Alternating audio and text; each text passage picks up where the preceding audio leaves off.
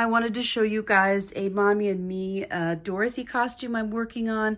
The details are gorgeous. It has a beautiful like lace up top.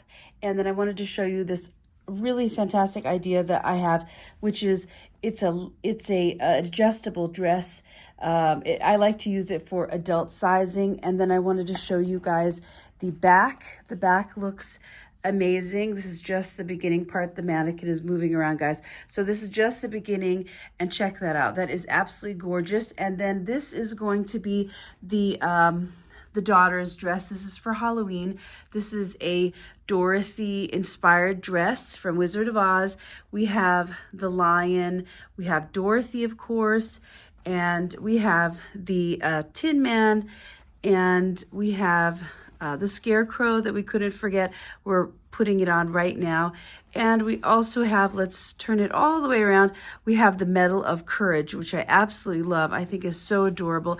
And somebody asked me to put Toto on, so I'm hopefully going to do that. And this is the baby dress, and this is the mommy dress so far. I think it's absolutely going to be stunning, and the details and the beautiful embroidery with the characters. I think it's so fun and so cute. Tell me, guys, what are you guys wearing for Halloween?